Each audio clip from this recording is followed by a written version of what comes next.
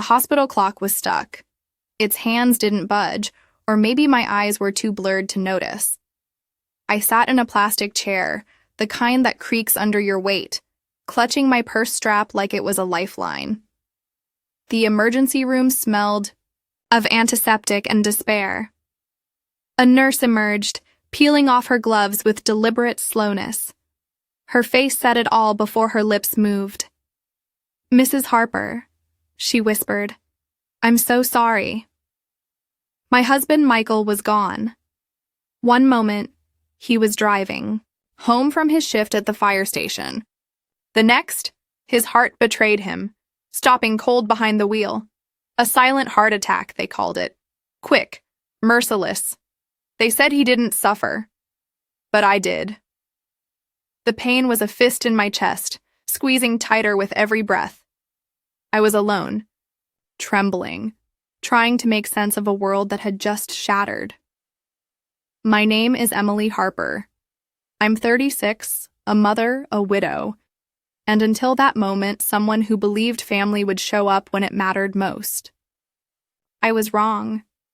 My fingers fumbled with my phone. I dialed my mother, Susan. "Mom," I choked out. "Michael's gone. He's dead. I need you. Please come." On the other end, I heard clinking glasses, laughter, a burst of music. "Oh, honey," she said, her voice distracted. "We're at Sarah's birthday dinner. The whole family's here and we just cut the cake. Can this wait until tomorrow? Try to get some rest, okay? We'll check in soon." Click. The line went dead. I stared at the phone, my tears falling onto the screen. They didn't come. Not that night. Not the next day. Not even to the funeral home, where I picked out a casket, signed papers, and explained death to our 8-year-old daughter, Ava, all while my heart screamed for someone to hold me together. 3 days later, they showed up. No hugs, no flowers, just polite nods and faces twisted with pity. My mother sat on my couch, smoothing her skirt. "So, Emily," she said, her voice too casual, "did Michael leave you everything? I mean, legally? Inheritances can get complicated, especially with family involved." My father, Richard, chimed in. "We did help with that down payment on this house, you know. It's only fair we get our share now that things are being sorted." Ava stood in the doorway, silent as a shadow. She disappeared briefly, then returned, clutching a white envelope. Her small hands trembled as she held it out. "This is why you came, right?" she said, her voice steady despite her age. My mother took the envelope, her fingers shaking. Inside was a letter I'd prepared, detailing Michael's will, the trust, and the truth of what he left behind. Ava didn't wait for their reaction. She took my hand and said, "Can we go home now, Mom? From wherever you're reading this, stay with me. Losing the love of your life is a death of its own. But being abandoned by your own family, that's a wound that never stops bleeding. I grew up in the shadow of my sister, Sarah. She was the golden child, the one who could do no wrong. Her laugh lit up rooms, her charm made people lean in. She got the new dresses, the extra slice of pie, the loudest cheers at her high school graduation, even though she barely scraped by. Me? I was the quiet one, the one they forgot in the car, after soccer practice. I got good grades, stayed out of trouble, and still, I was invisible. When I met Michael in college, everything changed. He saw me. Not just my face, but my heart. He wasn't rich or flashy, just a firefighter with calloused hands and a smile that felt like home. He came home smelling of smoke and compassion. He listened when I spoke, held me when I cried. To my parents, though, he was a disappointment. "Emily, don't you want more?" my mother once asked. "What can a guy like that give you?" They didn't come to our wedding, said it was too sudden. We eloped in a community park, just the two of us, with Ava growing in my belly.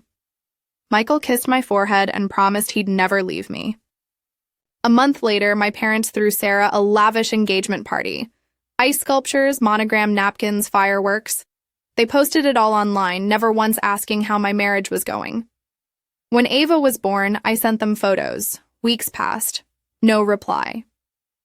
When they finally visited, my mother held Ava like she was a fragile ornament, smiled thinly, and said, "She's cute. Looks more like Michael, though." They never called on Ava's birthdays, never asked what she liked. But when Sarah's twins were born, my parents built a nursery in their house. Ava noticed. Kids always do. "Why don't Grandma and Grandpa love me?" she asked once. I lied, said they were busy, but I knew the truth. We didn't fit their image of success. We were too ordinary, too quiet, too happy. So Michael and I built our own world. Sunday waffles, backyard forts, dancing in the grocery store aisles. We didn't have much, but we had love, real, unshakable love. And when Michael died, the only arms that held me were Ava's, not my mother's, not my father's. They were too busy toasting Sarah's birthday to hear my heart break. Grief is a thief. It steals your breath, your sleep, your sense of time. For the first week after Michael's death, I moved like a ghost. I planned the funeral alone, picking out a mahogany casket, white lilies, and the song Michael once said he wanted played if anything happened. Somewhere over the rainbow. Ava followed me from room to room, her small hand in mine, like she was the one keeping me upright. My parents didn't send flowers, didn't offer to help. Sarah posted a black and white selfie on Instagram with the caption, "RIP to my sisters. Husband, life is short. Love your people." She spelled Michael's name wrong. The funeral was a blur. My parents arrived 10 minutes late, sat in the back, and left without a word to Ava. That night, our house felt emptier than ever. Not just quiet, but hollow. 2 days later, my mother called, her voice soft, almost tender. "Hi, sweetie. How are you holding up?"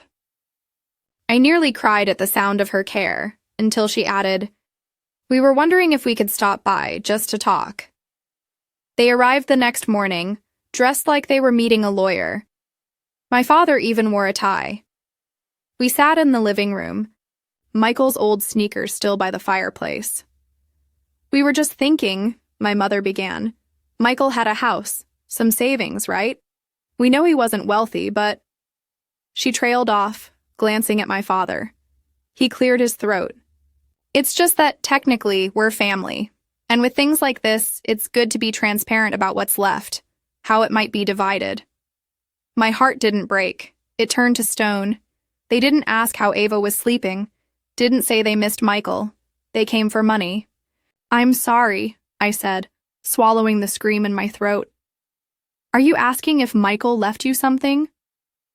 My mother's smile was tight. "Well, we helped with the down payment on this house, remember? It's only fair." Ava was in the hallway clutching her sketchbook. They didn't see her, but I did. That night, she climbed into my bed and whispered. They were talking about Daddy's money, weren't they? I nodded, stroking her hair. "What did they mean by fair?" she asked. "Nothing that matters to us, baby," I said. But inside, something shifted. They didn't mourn Michael. They didn't know him. They saw his death as an opportunity, a chance to cash in. They came with fake tears and hidden calculators. And that's when I knew. They didn't lose a son-in-law. They saw a paycheck. I never believed in revenge, not the kind that shouts and destroys. But silence? Silence is a weapon of its own. The morning after their visit, I called Michael's lawyer, Mr. Thompson, a soft-spoken man with kind eyes. Michael wasn't rich in money, he'd once said, but he was rich in preparation. He was right. Michael had left everything. In order: a living trust, a detailed will, Ava's college fund, life insurance, emergency documents. He'd protected us, even in death. Mr. Thompson met me in his office, a folder labeled Emily Harper and Ava, Personal and Confidential, already on his desk. We reviewed every page. Michael had left everything to Ava, with me as the sole trustee. Nothing for my parents, nothing for Sarah, no loopholes, no ambiguity. "I want to add an addendum," I said. "A clause that says no one, not even blood, relatives, can contest this estate." Mr. Thompson nodded.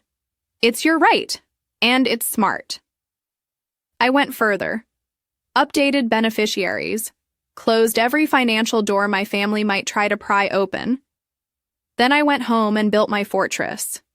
A physical folder, thick and locked, containing the will, trust documents, screenshots of my parents' messages, and a handwritten note from Michael I'd kept hidden. "Whatever happens, protect Ava first. She's our legacy." I wasn't angry anymore. I was ready.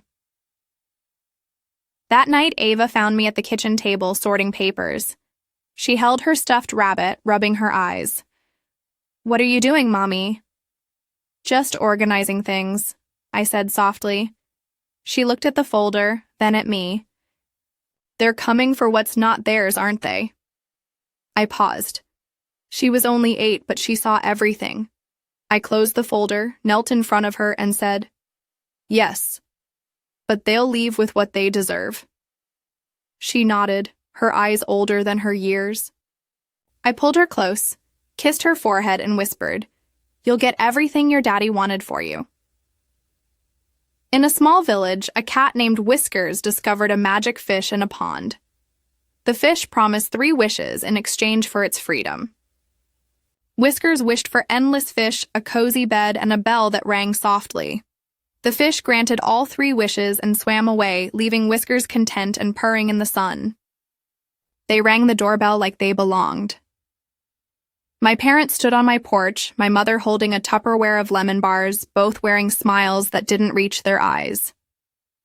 "Hi, sweetie," my mother said. "We just wanted to check in, see how you're coping." I let them in, not out of kindness, but because I wanted them to see the life they'd ignored. The crayon drawings Ava made for Michael, taped to the fridge. The photos on the mantle of us laughing in a park, not a penthouse.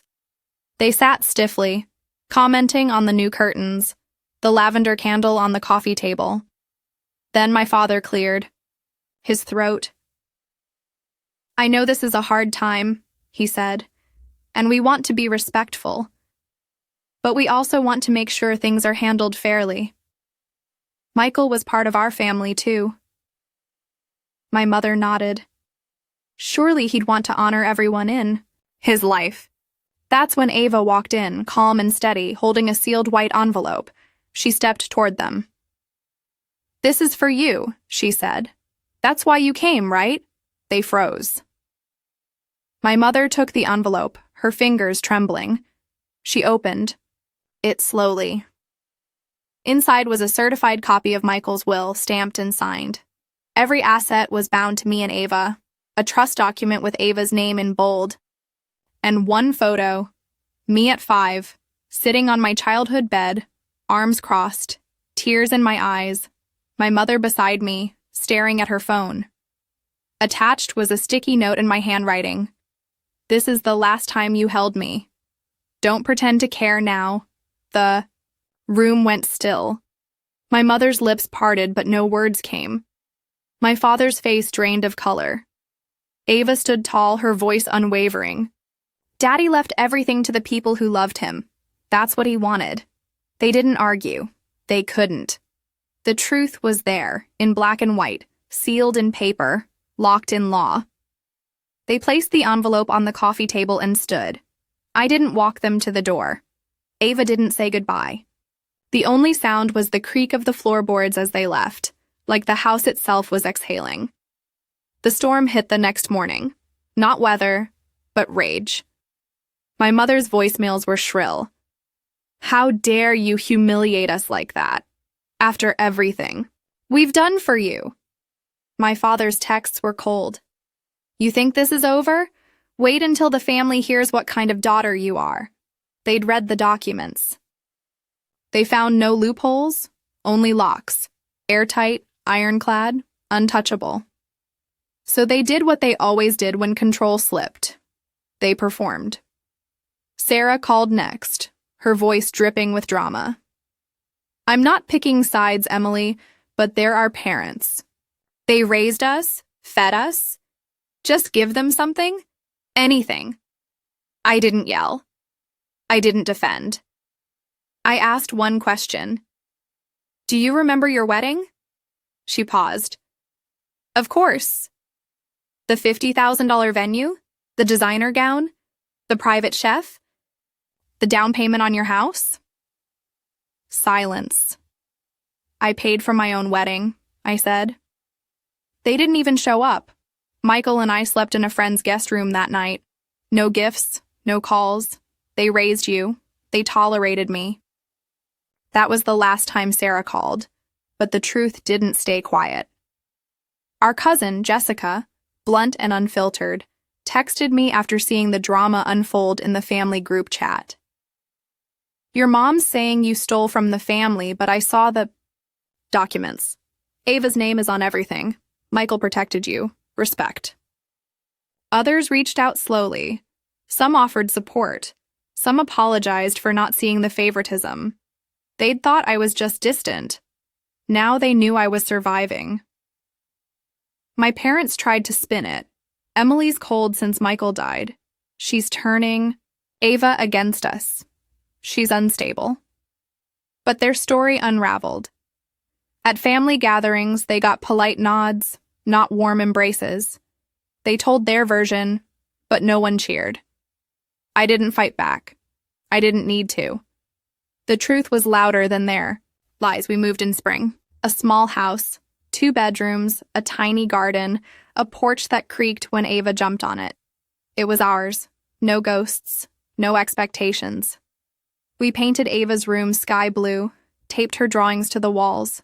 She'd sit by the window, reading the way Michael did, sometimes whispering to the sky like she was telling him about her day. At school, she thrived, winning art contests, raising her hand, laughing without covering her mouth. Her teacher said, Ava has a quiet strength I rarely see. I smiled. She gets it from her dad. I was changing too. One morning, I pinned a note to the community center board. Grief isn't weakness. Come sit with someone who understands. 5 women showed up that Friday. Then 10. Then 20. We shared tea, stories, and silence. No comparisons, just honesty. And slowly, I stopped sinking. One night, I wrote our story from the hospital. Call to Ava's envelope. I posted it anonymously on a women's forum titled, They Came for the Inheritance. My daughter gave them the truth. It went viral. Comments poured in, This is my story too. Your daughter's a warrior. So are you. I read every word, tears falling. Then I did something that broke me open in a new way. I started the Michael Harper Foundation for Overlooked Daughters, offering grants for girls from toxic homes, money for books, therapy, a way out. The first recipient, a 16-year-old, wrote, I never thought anyone would build something for girls like me. I framed a photo of Michael holding Ava on his shoulders, both laughing under the sun. It sits on my nightstand. I kissed the glass and whispered, I told you I'd protect her. 6 years later, Ava stood at a podium, 14 and taller than me, her navy blazer crisp, her voice steady. She'd just won the Young Leader in Arts and Advocacy Award for a mural project in underserved schools, each piece a tribute to kids who felt unseen. The auditorium roared with applause. Her eyes found mine, and she smiled, a smile that healed. My phone buzzed. Mom. I stared at the screen. I hadn't blocked her. I didn't need to. She'd see the life she walked away from. I silenced the call and slipped the phone into my purse. Outside, the sky was golden. Ava held her glass of ward walking beside me. "Mom," she said softly, "do you ever miss them?" I paused, choosing my words. "I miss the parents I wanted, not the ones they were." She nodded. No sadness, just clarity. We stopped at a hill overlooking her mural. Bright colors on a gray building. No villains, just strength. "Did you ever think we'd be okay?" she asked. I smiled, my throat tight. He knew we would. He made sure of it. We walked to the car, the light stretching behind us. The noise faded. The drama died. What remained was ours. Because some chase inheritances, but love builds legacies.